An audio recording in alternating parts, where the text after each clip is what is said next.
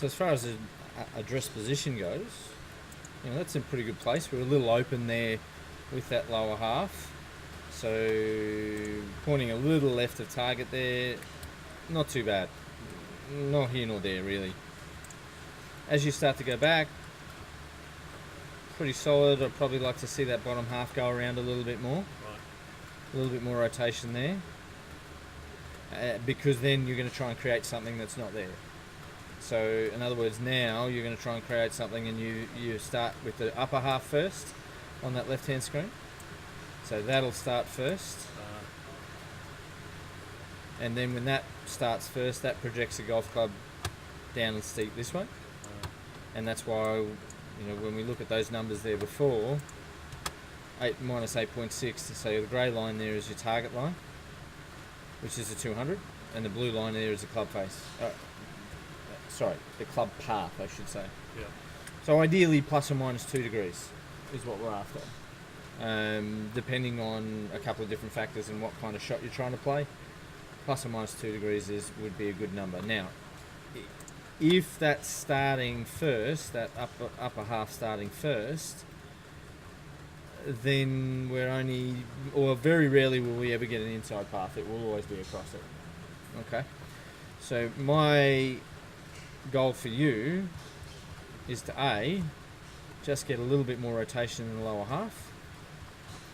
So from all the data that we have from force plates and 3D, we know that that shouldn't break that line, that right hip. Yep. It should ever so slightly, we'll have a little bit of room there. Not a great deal, just a tad bit of room. Our right hip goes back towards the target ever so slightly. Our left hip goes this way ever so slightly, and then away we go. Now for you, we've always seen that little hip slide, which then promotes that starting first. Does that make sense? Yeah. So if I can get this to stay higher, this to feel as though it goes around, and then the first movement on the way down is that, bumping that forward, Yeah. well then this will come back down on plane. The concept of that is a difficult one.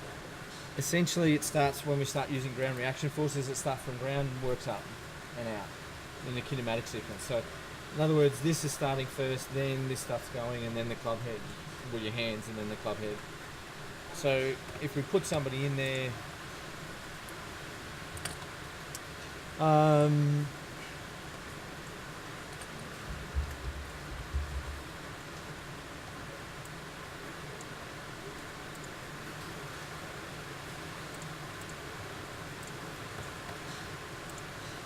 so when we start to look at Stu, that hip goes around, Yep. and then as they start to move, you can start to see that bumping forward. It's certainly not the top half going forward. Yeah. Okay, and then we start to see, and even he's just above plane there. Obviously, he's a pretty good ball striker, so we're not going to argue too much. But ideally, you know, dissecting your right forearm is what we're after. So that's how we're going to get that. Yeah. However, we've got to get a little bit more in the bottom half, a little bit more depth in that right side going back that way for you, because we don't see too much there. We'd love to see a little bit more. Yeah.